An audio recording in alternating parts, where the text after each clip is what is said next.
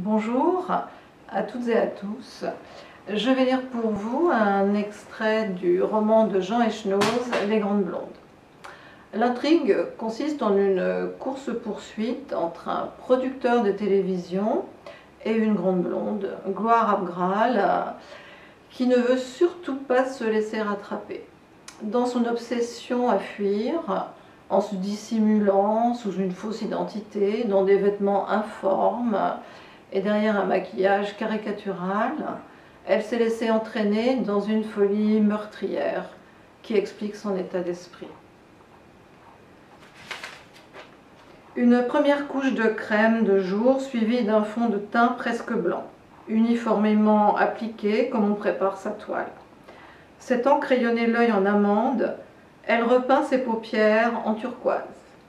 Puis, s'aidant d'un appareil chromé genre pince à escargot, Gloire accentue la courbe de ses cils avant de les rendre très noirs et très épais au mascara très gras. Ainsi bientôt, seuls vivent ses yeux dans son visage. Seul il s'anime dans ce masque immobile. Gris-vert, il passe du vert au gris selon le temps, l'espace, la lumière et les états d'âme. Ensuite, quand elle dessine au crayon rouge le tour de ses lèvres, elle en chevauche l'ourlet, puis sature l'intérieur au pinceau.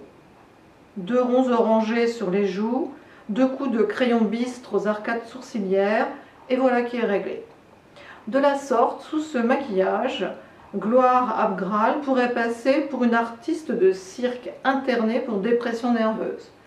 Mais quand même, pas encore assez mélancolique pour refuser d'exécuter son numéro dans le cadre de la kermesse organisée en présence des familles à l'occasion de la journée portes ouvertes de la clinique. Femme en fuite, on comprend bien que Gloire souhaite se dissimuler, que ce masque tende à la rendre méconnaissable. Mais on se demande si l'enlaidir ne lui procure pas aussi du plaisir.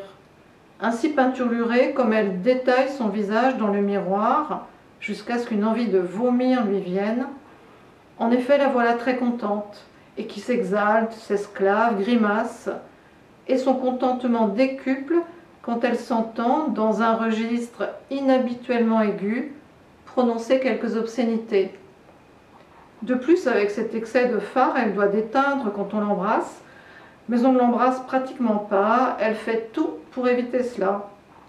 Certes, il arrive qu'elle s'y trouve contrainte.